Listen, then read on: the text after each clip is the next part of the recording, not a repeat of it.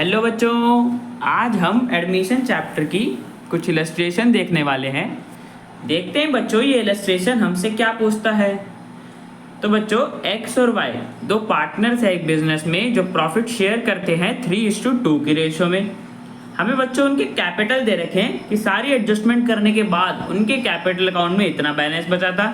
X के में बच्चों 80,000 है और वाई के में 60,000 रुपीज़ था बैलेंस। आगे बच्चों में बोला है बिजनेस में एक नए पार्टनर जेड को एडमिट करा गया है जो कि बच्चों प्रोपोर्शनेट कैपिटल कंट्रीब्यूट करेगा 1/5 शेयर लेने के लिए, जो कि बच्चों उसको एक्स और वाई से मिल रहा है इक्वली। मतलब बच्चों एक्स और वाई दोनों पार्टनर्स इक्वली शेयर दे रहे हैं जेड को। तो बच्चों हमें क्वेश्चन में पूछा है कि calculate capital to be brought in by Z. हमें बच्चों बताना है कि जेड कितना कैपिटल लेके आएगा ताकि उसका कैपिटल प्रोपोर्शनेट हो जाए उसके प्रॉफिट शेयर के। यही बोले ना बच्चों। और बच्चों हमें आगे भी बोला है कि हमें न्यू प्रॉफिट शेयरिंग रेशो भी निकालनी है कि तीनों पार्टनर्स की नई प्रॉफिट शेयरिंग रेशो क्या होगी। तो बच्चों समझो, देखो बच्चों अभी तक हम क्या करके आ रहे थे कि कैपिटल एडजस्टमेंट में हम अभी तक ओल्ड पार्टनर्स के कैपिटल को एडजस्ट करते थे ताकि उनका प्रॉफिट शेयर प्रोपोर्शन में आ जाए उनके कैपिटल के। ठीक है बच्चों। तो बच्चों वो तो होता है पहला मेथड। अब ये बच्चों दूसरा मेथड होता है कैपिटल एडजस्टमेंट का, जिसमें बच्चों हम क्या करते हैं कि हम जो नया पार्टनर होता है उसके कैपिटल को एडजस्ट करके कैलकुलेट करते हैं। ठीक है बच्चों, फर्क समझ गया दोनों में। सबसे पहले हम ओल्ड पार्टनर के कैपिटल को एडजस्ट करते हैं पहले मेथड में। दूसरे मेथड में बच्चों हम जो न्यू पार्टनर होता है उसके कैपिटल को एडजस्ट करके कैलकुलेट करते हैं। ठीक है बच्चों, दोनों का बच्चों मोटिव सेम होता है ताकि उनका प्रोपोर्शन में आ जाए उसके प्रॉफिट शेयर के। ठीक है बच्चों। तो यहाँ पे बच्चों दूसरा मेथड है बिकॉज इसमें हमें बोला है कि हमें इस हिसाब से Z का कैपिटल बताना है कि ताकि उसका कैपिटल प्रोपोर्शन में आ जाए उसके प्रॉफिट शेयर के। मतलब बच्चों जिस प्रॉफिट शेयर में वो जिस शेयर में वो प्रॉफिट शेयर करता है उसी शेयर में बच्चों उसका कैपिटल भी हो। ठीक है बच्चों। तो बच्चों इसी को कहते हैं प्रोपोर्शनेट कैपिटल। अब बच्चों देखते हैं। तो बच्चों देखो स्टेप्स हमारे सारे सेम रहेंगे, बस हमारा बेसिस बदल जाएगा। पिछले वाले मेथड में बच्चों हम क्या करते थे कि हम न्यू पार्टनर के कैपिटल को बेसिस मानते थे। इसमें बच्चों हमें न्यू पार्टनर के कैपिटल को हमें कैलकुलेट करना है। तो बच्चों इसमें ओल्ड पार्टनर के हम कैपिटल को बेसिस मान के चलेंगे बिकॉज न्यू का तो बच्चों निकालना है। तो बच्चों देखो सबसे पहले हम क्या करते थे, हम न्यू पार्टनर का शेयर देखते थे।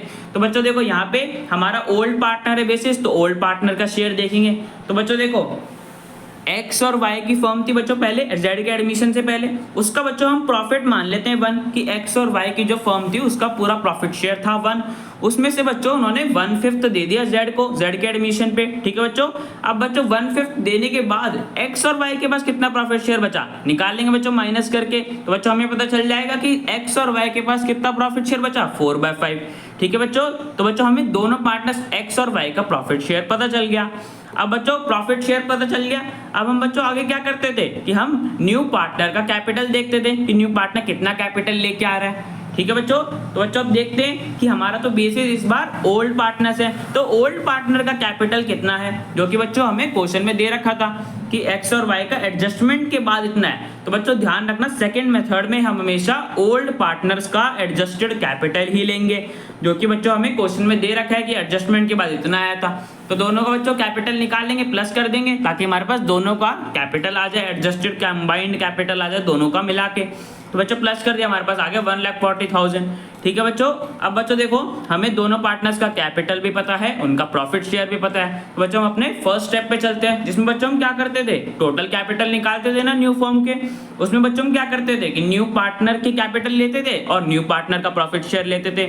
यहाँ पे बच्चों क्या हो रहा है, हमें न्यू पार्टनर का कैपिटल निकालना है, तो हमने ओल्ड पार्टनर के कैपिटल को बेसिस मान के उसका प्रॉफिट शेयर निकाला और उनका कैपिटल निकाला।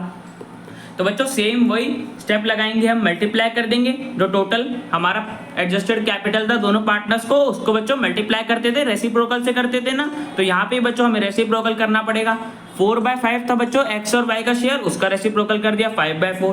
ठीक है बच्चों। तो 1,40,000 को हमारा जो कि एडजस्टेड कैपिटल आया था उसको मल्टीप्लाई कर देंगे 5/4 से ताकि हमारे पास टोटल कैपिटल पता चल जाए कि न्यू फर्म का तीनों पार्टनर्स का मिला के टोटल कैपिटल कितना होना चाहिए। तो बच्चों मल्टीप्लाई करो तो हमारे पास आ गया 1,75,000।